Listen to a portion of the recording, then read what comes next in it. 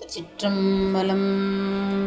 நேசம் நிறைந்த உள்ளத்தால் நீளம் நிறைந்த மணிகண்டத்து ஈசனடியார் பெருமையினை எல்லா உயிரும் தொலையெடுத்து தேசம் உய்ய திருத்தொண்ட தொகை மண்பணித்த திருவாளன் வாசமலர் மென்கழல் வணங்க வந்த பிறப்பை வணங்குவாம்.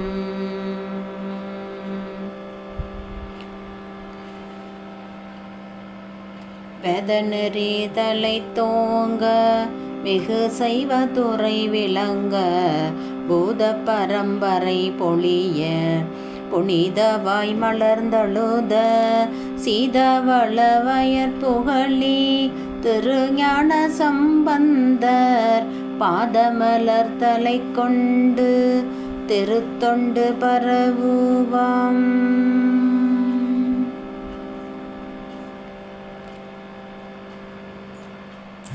திருச்சிற்றம்பலம். எல்லாம் அல்ல அங்கேற்கண்ணியுடனாகிய ஆலவாய் சொக்கநாத பெருமானுடைய ஒப்பற்ற தனிப்பெரும் கருணையினாலும் நமது ஆச்சாரிய பெருமக்கள், சமயக்குறவர்கள், சந்தானக்குறவர்கள், 63 நாயன்மார்கள், திருமுறை ஆசிரியர்கள் 27 பேர்கள், அவர்களுடைய குருவர்களாலும் திருஞான சம்பந்த பெருமான் குருபூசையை முன்னிட்டு அவருடைய அருள் வரலாற்றை நாம் சிந்திக்க இருக்கின்றோம். வருகின்ற 25/5/2024 ஞாயிற்றுக்கிழமை திருஞான சம்பந்த பெருமானுடைய குருபூசை திருநாள் வைகாசி மூலம் வர இருக்கின்றது. அந்த நிகழ்வை முன்னிட்டு நாம் அவருடைய புராணத்தை தொடர்ந்து சிந்திக்க இருக்கின்றோம். தொடர் சிந்தனையாக அடியார் பெருமக்கள் கேட்டு குருவர்களும் திருவர்களும் பெற்று உய்யுமாறு அன்போடு கேட்டுக்கொள்கின்றேன். பெரிய புராணத்தில் பாதி வரலாறு திருஞான சம்பந்தரது வரலாறு. சமயக்குறவர் நால்வருள் முதலாவதாக வைத்து எண்ணப்படுபவர் திருஞான சம்பந்தர். அவருடைய சரிதத்தை சிந்தித்தும் வந்தித்தும் பாடுகின்றார் சேக்கிழார். திருமுறைகளில் முதலாவது திருஞான சம்பந்தர் வாக்கு. திருஞான சம்பந்தர் வயதில் சிறியவராயினும் ஞானத்தில் பெரியவர். தம்முடன் கைலைக்கு வந்த சேரமான் பெருமாள் நாயனாரை உள்ளே அழைத்துச் செல்லவில்லை சுந்தரர்.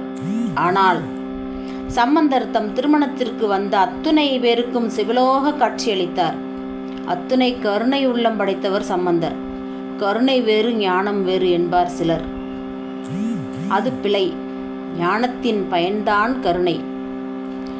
இதைத்தான் திருவள்ளுவர் அறிவினால் ஆகுவதுண்டோ பிரிதின் நோய் தன்னோய் போல் பொற்றாக்கடை என்றார். பிறர் துயரை தன் துயராக எண்ணி இறங்குவதுதான் நல்ல அறிவுக்குரிய இலக்கணமாகும். அந்த நல்லறிவே ஞானம். அந்த ஞானத்தின் வடிவம் ஞான சம்பந்தர் என்று கூறுகின்றார் சேக்கிழார். நமது முருகப்பெருமானை அப்படித்தான் சொல்வார்கள். ஞானமே வடிவானவர். ஞான சம்பந்த சுவாமிகளை பூசனை செய்தால் ஞானம் வரும். ஞான சம்பந்தர் இல்லை என்றால் தமிழ் ஏது, திருநீறு ஏது, உருதுராக்கம் ஏது, சைவம் ஏது? திருஞான சம்பந்தர் அவதாரம் செய்வதற்கு முன் நாடு எப்படி இருந்தது? கூன்பாண்டியன் சமணனாகிவிட்டான். அரசன் எவ்வளியோ அவ்வளிதான் குடிகள். சமண சமயத்தை எடுத்து சொல்லி 8000 குருமார்கள் பிரச்சாரம் செய்தார்கள். பாண்டிய நாட்டிலே சமண இருள் மண்டி கிடந்தது. அதனால் கொடுமை மிகுந்திருந்தது. சம்பந்தர் திரு அவதாரம் செய்வதற்கு முன் பாண்டி நாட்டிற்கு யாராவது திருநீறு பூசிக்கொண்டு போனால் அவர்களை கண்ட சமணர்கள் அழுவார்கள். ஏன் அழுகிறீர்கள் என்று கேட்டால் கண்டு முட்டு என்றார்கள். அதை கேட்டவர்கள் கேட்டு முட்டு என்று அழுவார்கள். இப்படியாக சமணர்கள் சைவர்களை மனநோக செய்தார்கள். கொலையை காட்டிலும் கொடியது மனநோக வைப்பது. இம்மாதிரியான நிலையில் திருஞான சம்பந்தர் திரு அவதாரம் செய்தார். பொறுக்க முடியாத சமண கொடை ஞான சம்பந்தராகிய மலையை கொண்டு வந்தது. கடலில் தவிப்பவனுக்கு உய்வு தருவது படகு. பிறவி என்ற பெருங்கடலில் விழுந்துவிட்ட நாம் அதனில் அழுந்தாத வண்ணம் உதவி செய்வது ஞான சம்பந்தருடைய திருவடி. படகில் ஏறிக்கொள்ளலாம், திருவடியில் ஏற முடியாது, பற்றி கொள்ள வேண்டும். அதனால்தான் சம்பந்தர் திருவடிகளை தலையில் தூக்கி வைத்து கொண்டு சம் என்றால் நல்ல என்றும் பந்தம் என்றால் உறவு என்றும் பொருள். ஞானத்தோடும் உறவு கொண்டதால் ஞானசம்பந்தர். ஞானம் மூவகைப்படும். பொருளை பற்றி அறியும் ஞானம் பாசஞானம், ஆன்மாவை பற்றி அறிகின்ற ஞானம் பசுஞானம், இறைவனை பற்றி அறிகின்ற ஞானம் பதிஞானம். பாசஞானத்தாலும் பசுஞானத்தாலும் பிறவி துன்பம் தீராது, பதிஞானத்தாலேயே அது தீரும். ஞானசம்பந்தர் பதிஞானத்தோடு தொடர்புடையவர், நம்மளை தொடர்பு படுத்துகின்றவர். உயர்குடித்தொன்றலாகிய சோழ மன்னர்கள் வழி வழியாக சைவத்துறையில் நின்றவர்கள். அவர்கள் வளமை உள்ளவர்கள், அதலால் அவர்களை வளவர் என்றும், செழிப்புடையவர்களாதலால் செழியர் என்றும் அறிஞர் புகழப்படுபவர்கள். இத்தகைய சீரும் சிறப்பும் பெற்ற சோழர்களது ஆட்சிக்கு உட்பட்ட நாடு சோழ நாடு. அந்நாடு காவிரி நதியினால் வளம் பெறும் நாடு. சீர்காழி என்ற திருத்தலம் சோழ நாட்டுக்கு அணிகலம் போல் விளங்கியது. யுக முடிவில் கடல் பொங்கி எங்கும் பெருகி நீர் உலகம் எல்லாம் ஒடுங்கிய போது தோணி போல் மிதக்கும் தன்மையுடையது இத்தலம். அந்நகரில் வேதம் பயிலும் ஓசை கடல் ஒளி போன்று ஒலிக்கும். பசுமை நிறம் பொருந்திய சோலைகளும் இடையில் அந்நகரம் பொழியும் அழகு யுகமுடிவில் மட்டுமே அன்றி எப்பொழுதும் கடலில் மிதப்பது போல் காட்சி தந்து கொண்டிருக்கின்றது. யுகமுடிவுகள் தோறும் மேலெழுகின்ற வெள்ளப்பெருக்குகளின் அலைகள் அந்நகர மதில்புறத்தில் அலையலையாக அடையாளங்கள் செய்திருக்கும். பார்க்கடலை கடந்த காலத்தில் மந்தாரமலையை வரி வரியாக சுற்றிய வாசுகி நாகம் போல் விளங்கியது அந்த காட்சி. பல இளம் சூரியர்கள் தோற்றம் போல் மலர்ந்த தாமரைகளும் மணக்கும் தடாகங்களும் அந்நகரை சூழ்ந்திருந்தன. பல ஊழிகளாக அழிவின்றி நிலை பெற்றிருக்கும் அந்நகரில் மறைவாணர் புரியும் ஓமப்புகையினால் இருளும் அடியவர்கள் மேனியில் விபூதி ஒளியும் எப்பொழுதும் விளங்கி தோன்றின. அதனால் அங்கு இரவும் பகலும் மிகையாக ஆயிற்று. வயல்களில் மலர்ந்துள்ள தாமரை மலர்களாகிய ஓமத்தியில் அருகில் இருக்கும் மாமரங்களில் உள்ள இனிய அம்மாங்கனிகளின் சாறு ஆகிய நெய் மரங்களின் இலைகளின் வழியே ஒழுகியது. அக்காட்சி அவ்வூரில் மரங்களும் ஓமம் செய்வது போல் காணப்பட்டது. இருண்ட சோலைகளில் வண்டுகள் தாமரை நூலை தாங்கியும் பூவின் புற இதழை தாங்கியும் மகரந்த பொடியணிந்து கண்ணீர் ததும்பி இனிய ஓசையை எழுப்பின. அவ்வோசை வேதிய சிறுவர்கள் சாம வேதம் பயில்வது போல் இருந்தது. அருந்ததியின் மிக்க கற்புடைய மாதரர் யாக வேதிகையினை மெழுகி வெண் சுண்ண கோலமிட்டு அழகு செய்யும் அழகிய மாடங்கள் பல ஊரை அணி செய்கின்றன. பொன்னாளாகிய கிண்கிணி ஒலிக்க அந்தணச் சிறுவர்கள் சிறு தேர் உருட்டியும் வேள்வி சடங்குகளை விளையாட்டில் அமைத்து ஆடியும் உலவுகின்ற அழகிய வீதிகள் பல நெருங்கி இருந்தன. மடையெங்கும் மணிக்குவியலும் வயலெங்கு மீன் குவியலும் வயலருகே மலர் குவியலும் அதனருகில் வேள்விகளில் பொழியும் வேதம் பயிலும் இடங்களில் வேத கீதமும் சோலையெங்கும் வண்டின் இனிய நாதமும் சோலைகளிடையே முனிவர் கூட்டமும் மதில்களில் மேகங்களின் ஈட்டமுமாக இலங்கின. அத்திருத்தலத்து 12 நாமங்கள் திருஞான சம்பந்த பெருமான் அவதாரம் செய்த அந்த அற்புதமான திருப்பதியை நம் கண்முன்னே சேக்கிழார் பெருமான் அந்த இயற்கை சூழலை நமக்காக பதிவு செய்திருக்கின்றார். நமது சேக்கிழார் பெருமான் அதை விரித்து நமக்காக பதிவு செய்கின்றார். இதெல்லாம் நம்ம கண்ணு முன்னாடி அப்படியே படம் போல் ஓடணும். நம்ம கேட்குறதோடு நம்ம இருக்கக்கூடாது. அந்த அற்புதமான பதிக்கு அந்த தலத்துக்கு 12 பேர்கள்: பிரம்மபுரம், வேணுபுரம், புகழி, வெங்குரு. பிரம்மபுரம், வேணுபுரம், புகழி, பெருவெங்குரு, நீர்பொருவில், திருத்தோணிபுரம், பூந்தராய், சிரபுரம், முன் வருப்புறவம், சண்பை நகர், வளர்காளி, கொச்சைவயம், பரவு திருக்கழுமலமாம் 12 திருப்பேர்த்தாள்.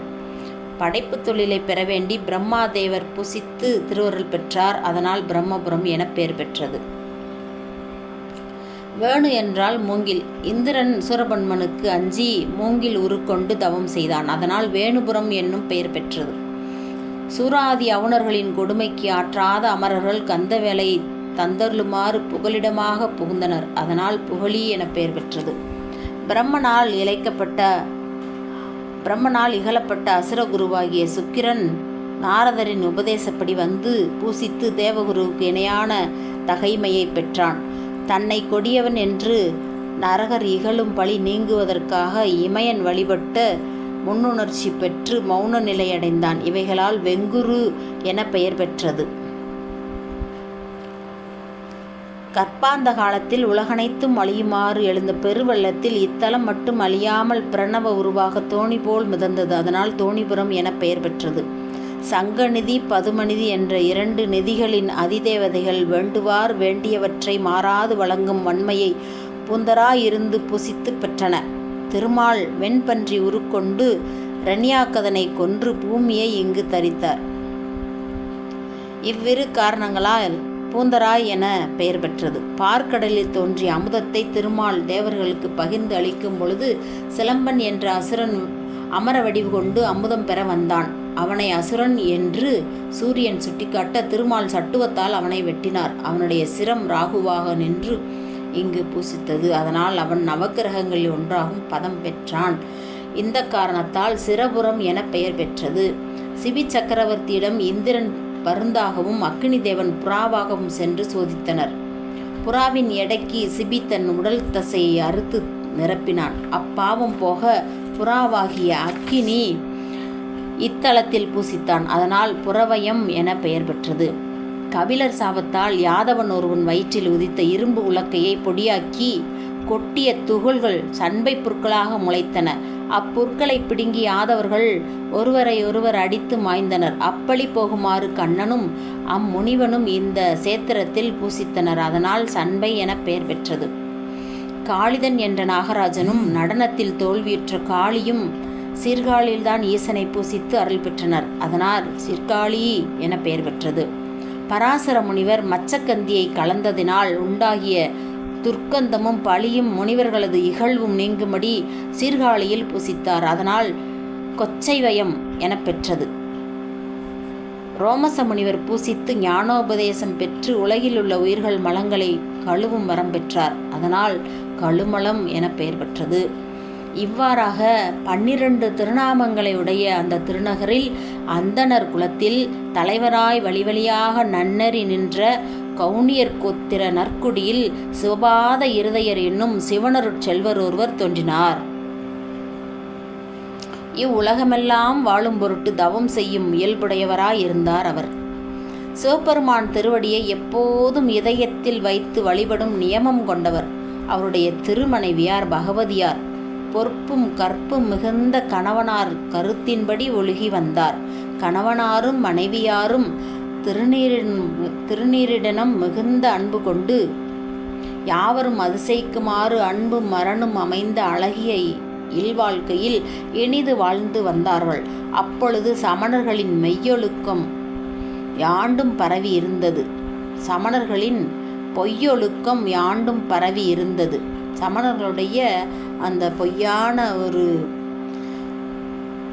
நெறி அது எல்லா பக்கமும் பரவி இருந்திருக்கின்றது. அதனால் விபூதியின் விளக்கம் போற்றப்பெறாது இருக்கின்றது. அதை கண்டு சிவபாத இருதயர் பெரிதும் மனம் வருந்துகின்றார்.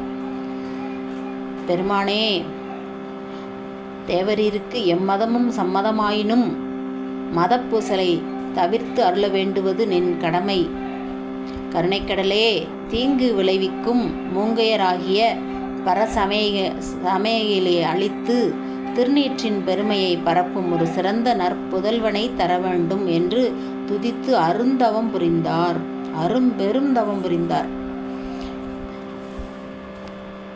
சிவபாத இருதயர் சமணர்களுடைய அந்த பொய்யொழுக்கம் பரவி இருக்கிறத கண்டு மிகவும் மனம் வருந்தி திருநீர் விளக்கம் பெறாமல் இருக்கிறத கண்டு மிகவும் மனம் வருந்தி என்ன பண்ணுறாரு, திருத்தோணிபுரத்தில் இருந்திருக்கக்கூடிய பெருமானை போய் தினசரி அவர் பூசிக்கக்கூடிய கடமை உள்ளவர், எப்போதும் திருமேனி தீண்டுவார் என்று சொல்லக்கூடிய மரபிலே வந்தவர். அவர் போய் என்ன செய்கிறாருன்னா, இந்த சமயத்தை நம்ம சமயத்தை சைவ சமயத்தை நிலைநாட்டணும், அதுக்கு ஒரு புதல்வனை தந்தொருள வேண்டும் என்று கேட்டு விண்ணப்பம் செய்கின்றார். நாள்தோறும் பெரிய நாச்சியுடன் திருத்தோணிமிசை வீற்றிருக்கும் விடையவரது விரை மலரடியை அன்புடன் வழிபட்டு வந்த பகவதி அம்மையார் கண்ணுதலார் கருணையினால் கருவுற்றார். தோணியப்பருடைய பரம கருணையை போற்றி மிகுந்த மகிழ்ச்சியுடன் திங்கள்தோறும் செய்யும் மறைமுறை சடங்குகளை நலஞ்சிறப்ப சுற்றத்தாருடன் நண்பருடனும் செய்வாராயினர். அம்மையார் கருவுற்று 10 திங்கள் நிறைந்தன.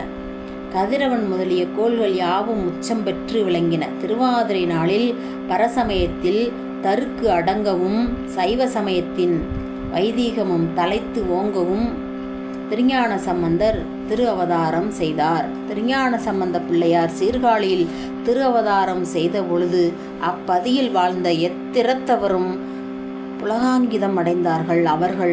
அவர்களை அறியாமலேயே உள்ளங்களில் பெரிய மகிழ்ச்சி உண்டாயிற்று. மலர்கள் மலர்ந்தது, நறுமணம் வீசியது, தென்றல் மாருதம் வீசியது. இமையவர்கள் கற்பக மலர் சிந்தி மண்மிசை வந்து மறையவருடன் வேள்வித்தீ புரிந்தனர். பூதகணங்கள் ஆடினர். வேத ஒளி எழுந்தது. செடி கொடிகள் பயன் தருவதாக இருந்தது. தண்ணீர் தெளிந்து குளிர்ந்திருந்தது. ஆகாயம் கலங்கமின்றி விளங்கியது.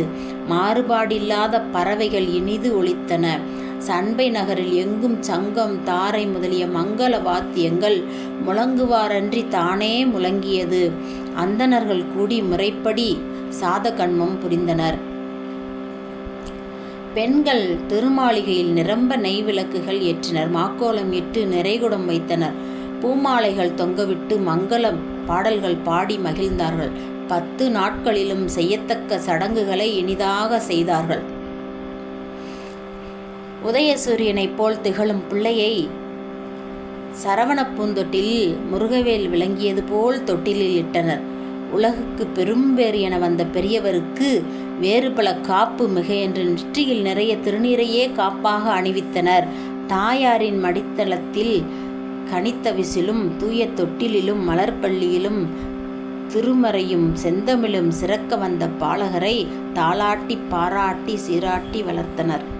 புகழியில் வந்த தகவுடைய மைந்தர் அருமறைகள் தலையெடுக்குமாறு தமது தலையை தூக்கி சிவபெருமானது திருத்தொண்டினை அன்றி பிரிது இசையோம் என்று கூறுவார் போல திருமுக மண்டலம் அசைத்து செங்கீரை ஆடி அருளினார். நாம் சைவ சமயமே அன்றி பரசமயங்களை அறிய மாட்டோம். ஆதலில் பரசமயங்களையே இவ்வுலகில் எதிர்க்கும் எண்ணமுமின்றி அகலுமின் என்று கொட்டுவது போலும், இறைவனிடம் பொற்றாளம் பெறுவதற்காக திருக்கரங்களை ஏந்துவது போலும் தாமரை செங்கைகளால் சப்பாணி கொட்டி அருளினார். விதி தவறிய வேற்று சமயங்கள் நிலைகுலைந்து தொலையும்படி மதி நதியணிந்த மணிகண்டர் சிவஞானம் அளித்ததற்கு உரியவராகிய அப்புதல்வர் திருமாளிகையின் முன்றில் மெல்ல தவழ்ந்து அருளினார். தாதியரும் ஏனையவரும் மறைகுல மகளிரும் காளியர் தங்கனியே வருக, கவுனிய கற்பகமே வருக என்று ஏலி செய்யும் பல கலையும் எவ்வுலகும் வாழ வந்தவரை அழைப்பாராயினர். அழைத்தவர்கள் முகமலர மலர அவர் திருநகை புரிந்தும் அவர்களிடம் அணைந்து உடல் குனிந்து உள்ளம் குளிர உணர்வு குளிர தழுவியும் இன்பத்தை தந்து அருளினார் இளம்பிள்ளையார்.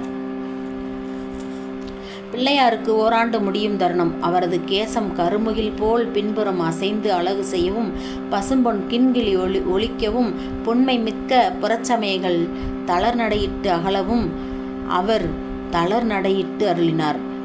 இடையில் மணிவடம் ஒலிக்கவும், திருவடியில் மணிச்சதங்கை ஒளி செய்யவும், ஓராண்டில் திருவடி நிலம் பொருந்த நடந்தருளி விளையாடத் தொடங்கினார்.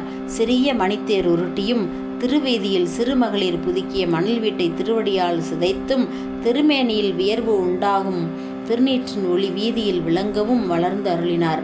சிவக்கொழுந்தாகிய பிள்ளையார் தவத்தின் அங்குரம்போல் வளர்ந்தார். 2 ஆண்டு முடிந்து 3 ஆண்டு பருவத்தை அடைந்தார். 3 ஆண்டிலே ஒரு பெரிய நிகழ்ச்சி நடக்கின்றதாம். அதை மொழிகின்றேன் என்கின்றார் சேக்கிழார். நாவாண்ட பலகலையும் நாமகளும் நலஞ்சிறப்ப பூவாண்ட திருமகளும் புண்ணியமும்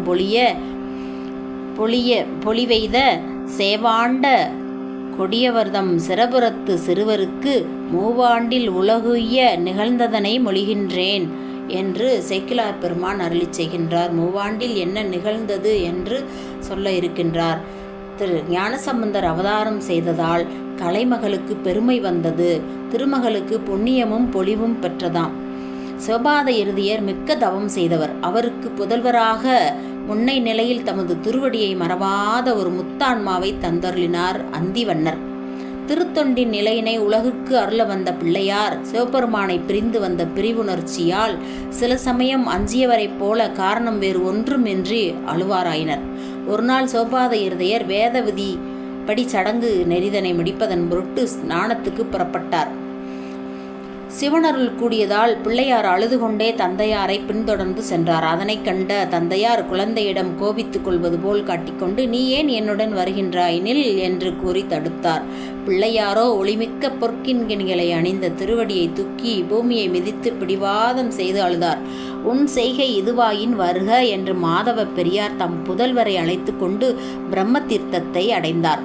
பிள்ளையாரை அக்குளக்கரையில் இருக்கச் செய்து தாம் நீரில் மூழ்குவதற்கு அஞ்சிய சிவபாத இருதயர் உமாதேவியுடன் திருத்தோணிபுரத்தில் வீற்றிருந்து அருளும் வள்ளலாரை நோக்கி, சுவாமி தேவரீரே, இக்குலவியை காவல் புரிந்து அருள வேண்டும் என்று துதித்தார். பின்னர் தண்ணீரில் இறங்கினார்.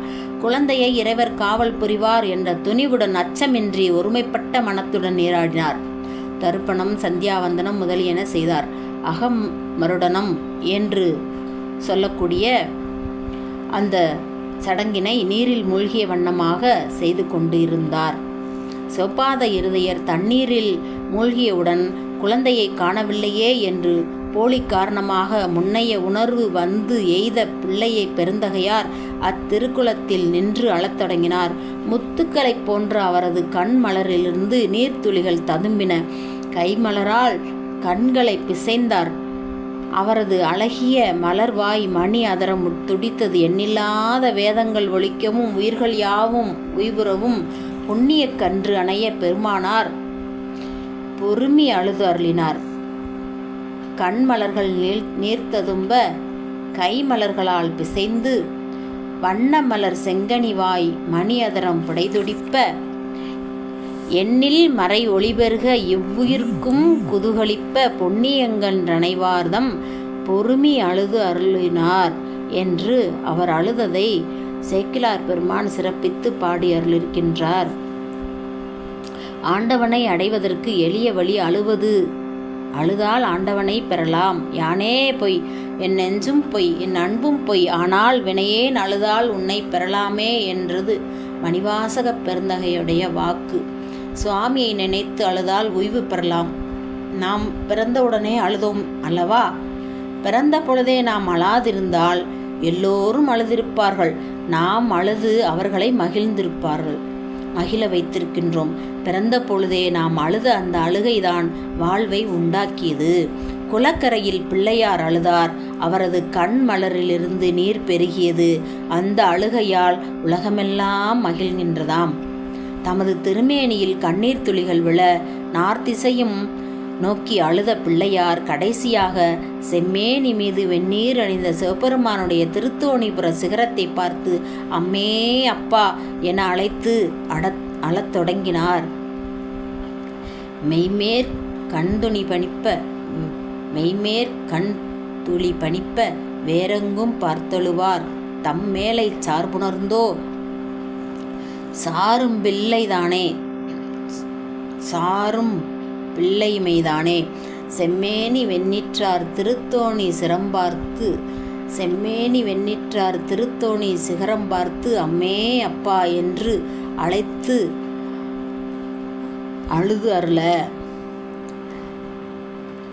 பிள்ளையார் அழுதது முன்ஜன்மத்தின் சார்பு உணர்ந்த தன்மைதானோ, குழந்தை தன்மையினாலேயோ என்று அடக்கமாய் வினவுகின்றார் சேக்கிழார் பெருமான். திருத்தோணியில் வீற்றிருக்கும் அருட்கொடையாகிய திருத்தோணியப்பர் பிள்ளையாருக்கு அருள் புரியும் பொருட்டு அம்மையாரோடு இடப வாகனத்தில் எழுந்தருளி பிரம்மதீர்த்தத்தின் மருங்கே அடைந்தருளினார். அழுகின்ற பிள்ளையாரை நோக்கி அருட்கருணை புரிந்த இறைவர் இடப்பாகத்தில் இருக்கும் சத்தியை பார்த்து, தேவி உனது திருஞான தனங்களில் பொழிகின்ற பாலமுதத்தை பொற்கிண்ணத்தில் ஏந்தி ஊட்டுவாய் என்று கட்டளையிட்டு அருளுகின்றார். 4 மறைகளும் 7 உலகங்களையும் படைத்து எல்லாவற்றுக்குமா காரணமாக கருணையே வடிவமாக கற்பாம்பிகை பிள்ளையார் அருகில் சென்று தமது திருஞான தனங்களினின்றும் பாலமுதத்தை கறந்தார். அதில் எண்ணறிய சிவஞானத்து இன்னமுதம் குலைத்து அருளினார்.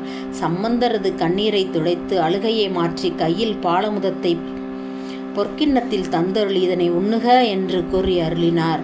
அருமறைகளை உருவாக கொண்ட ஆளுடைய பெரிய நாயகியார் பாலமுத பொற்கிண்ணத்தை அளித்து அருளினார். பிள்ளையார் ஆளுடைய பிள்ளையாராகி எல்லா தேவர்களுக்கும் முனிவர்களுக்கும் தெரிவெறிய பொருளாம் ஒப்பற்ற சிவஞான சம்பந்தராயினார்.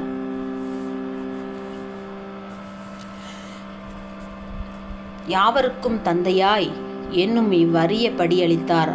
ஆவதனால் ஆளுடைய பிள்ளையாராம் அகில தேவர்க்கும் முனிவருக்கும் தெரிவறிய பொருளாம் தாவில் தனி சிவஞான சம்பந்தராயினார். சிவனடியே சிந்திக்கும் திருவை பெருகு செய்யும் சிவஞானமாகிய ஒப்பற்ற கலைஞானத்தையும் பிறவிப்பிணியை வேறறுக்கும் ஞானமாகிய உணர்வறிய மெய்ஞானத்தையும் அந்நிலையில் உணர்ந்தார் தவமுதல்வராகிய சம்பந்தர். சிவனடியே சிந்திக்கும் திருப்பெருகு சிவஞானம் பவமதனை அறமாற்றும் பாங்கினில் ஓங்கிய ஞானம் ஓமையில்லா கலைஞானம் உணர்வறிய மெய்ஞானம் தவமுதல்வர் சம்பந்தர் தாம் உணர்ந்தார் அந்நிலையில். சோமசுந்தர நாயக்கர் அவர்கள் சிந்திக்கும் என்பதற்கு நிஷ்டை கூடுதல் என்றும் சிவஞானம் ஓங்கிய ஞானம் கலைஞானம் மெய்ஞானம் என்றும் 4 வித ஞானங்கள் என்றும் முறை எழுதி அருளியிருக்கின்றார்கள். கலைஞானம் நூல் வடிவாக வரக்கூடிய ஞானம், மெய்ஞானத்தோடு கலைஞானத்தாலும் வல்லவராக விளங்கினார் சம்பந்த பிள்ளையார். எல்லா பொருள்களையும் இயக்குவன் ஈசனே என்றும் உணர்வும் அப்பொருள்கள்தாம் ஆளுடையார் அடியார்கள் என்னும் அறிவும் உண்டாக புறச்சமயங்கள் துகளாக்கும்படி எழுந்தார் சம்பந்தர். சிறிது நேரத்திற்கு பின் சோபாத இருதயர் நீரினுள் செய்யும் நியமங்களை முடித்து கொண்டு கரையேறி பேருணர்வில் பொழிகின்ற சம்பந்தரை கண்டார். பிள்ளையாரது கையில் பாலமுத கிண்ணம் இருந்தது. கடைவாயில் பால் பெருகி இருந்தது. அதனை கண்ட சம்பந்தர், யார் அளித்த பாலை உண்டா என்று வெகுண்டார். உனக்கு எச்சில் பால் கொடுத்தவர்களை காட்டு என்று கூறி கையில் ஒரு சிறிய கோலை எடுத்து ஓங்கினார். அவ்வளவில் பிள்ளையார் உச்சியினில் கரமலரை தூக்கி சுட்டு விரலினால் காட்டி மறைகளாலும் காட்ட ஒண்ணாத மணிகண்டரை காட்டி அருளினார். உட்புகுந்த சிவஞான பாலமுதம் பொங்கி வழிந்தது போல தனது தேவார பாடல்கள் இறைவர்வாள் செல்லும் வகையை பெரும்பொருட்டு திருச்செவியை சிறப்பித்து எம்மை இது செய்த பிரான் இவன் என்று பாடுவார் ஆயினர். திருச்சிற்றம்பலம்.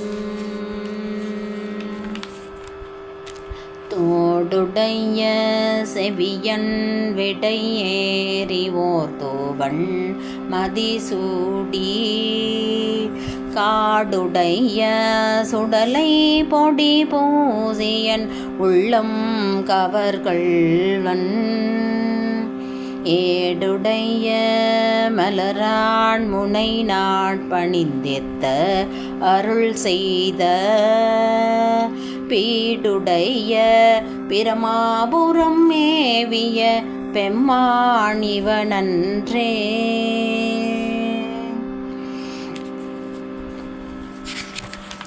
அருணெறிய மறைவள்ள முனியகன் பொய்கை அலர்மேய பெருநெறிய பிரமாபுரம் மேவிய பெம்மான் இவன் தன்னை ஒரு நெறிய மனம் வைத்துணர் ஞான சம்பந்தன் உரை செய்த திருநெறிய தமிழ் வல்லவர் தொல்வினை தீர்தல் எளிதாமே. திருநெறிய தமிழ் வல்லவர் தொல்வினை தீர்தல் எளிதாமே. வினை தீர்தல் எளிதாமே. தொல்வினை தீர்தல் எளிதாமே. மண்ணுலகத்து மாந்தர்கள் பிழை செய்தாலும் சரணம் என்று வந்தடைந்தால் கண்ணுதற் கடவுள் பெற்ற தாய்போல் அரவணைத்து ஆட்கொள்வார்.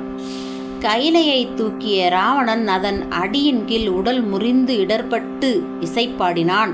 அவனது குற்றத்தை பொறுத்து அவனை ஆட்கொண்டார் இறைவர். இதனை 8வது பாடலில் வியந்து உரைக்கின்றார் சம்பந்தர். ஆண்டவன் அன்பு வலையில் அகப்படுவார்கள், வம்பு செருக்குக்கு அகப்பட மாட்டார்கள்.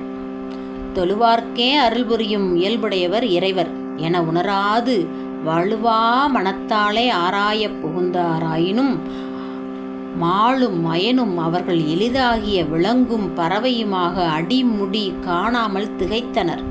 பின்பு ஐந்தெழுத்தை ஓதி ஓய்வு பெற்றனர். இதனை 9வது பாடலில் விரித்து உரைத்து அருளுகின்றார் திருஞான சம்பந்த பெருமான். வேத காரணராகிய வெண்பிறை சூடியின் திருவருள் நெறியை அறியாத புறச்சமயத்தார்களுக்குள்ளே பௌத்தர்களும் சமணர்களும் கூறும் நெறி ஏதமானதே என்று எம்பிரான் சம்பந்தர் மொழிந்து அருளினார். பதிகம் முடிவு பெற்ற பின் திருக்கடைக்காப்பு சாத்தி பிள்ளையார் நின்று அருளினார். அருட்கடலாம் அரணாரது திருவருளை கண்ட அமரர்கள் விண்ணிடை ஆர்த்து தன்மலர் மாறி பொழிந்தார்கள். வான துந்துபி மங்களமாக முழங்கியது. கிந்தரும் கிண்ணரும் காணம் செய்தார்கள். இந்திராதி தேவர்களும் இமையவர்களும் இனிது துதித்தார்கள். ஹர ஹர என்ற ஒளி செய்து சிவகணங்கள் மகிழ்ந்தன. மண்மிசை நின்ற மறைச்சிறுவர் விண்மிசை சென்று விமலுடன் கண்ணும் கருத்தும் கலந்தேக திருக்கோயிலில் நாரா அன்புடன் புகுந்தார்.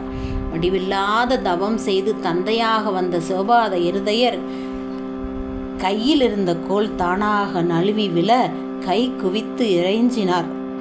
உவகையும் அச்சமும் அதிசயமும் ஒருங்கே அடைந்த அவர் அந்த திருப்பாடல்களின் வாயிலாக இறைவரது திருவருளை குறிப்பினால் அறிந்தார். ஆயினும் இறைவரை காணும் பெரு பெற்றார் இல்லை. அவர் பிள்ளையாருடன் கோயிலுள் சென்றார். அப்போது அங்கு நிகழ்ந்தவற்றை கண்டவர்களும் காணாமல் கேட்டவர்களும் இப்படி ஓர் அற்புதம் எங்கு எப்பொழுது நிகழ்ந்தது என்று நினைந்து விம்புதமுற்று திருக்கோயிலை அடைந்து சூழ்ந்து பெருமானை வணங்கினார்கள். இங்கு என்னை ஆளுடையான் உமையாலோடு இருந்தான் என்று திருப்பதிகம் பாடி அருளினார் திருஞான சம்பந்தர். ஞான போனகமுண்ட பலராவாயர் கோயிலை விட்டு புறப்பட்டார். சீர்காழியில் வாழும் திருத்தொண்டர்கள் அவரை எதிர்கொண்டு துதித்தார்கள். திருச்சிற்றம்பலம். அடுத்து நாம் முத்துச்சிவிகை என்ற தலைப்பிலே நாம் சிந்திக்க இருக்கின்றோம். அடியார் பெருமக்கள் தொடர்ந்து திருஞான சம்பந்தருடைய அருள் வரலாற்றை கேட்டு பெருவருளும் திருவருளும் பெற்று உய்ய வேண்டும் என்று அன்போடு விண்ணப்பம் வைத்துக்கொண்டு நமது ஏகன் சேனலை சப்ஸ்கிரைப் செய்து வைத்துக் கொள்ளுமாறு அன்போடு வேண்டிக் கொள்கின்றேன். திருச்சிற்றம்பலம்.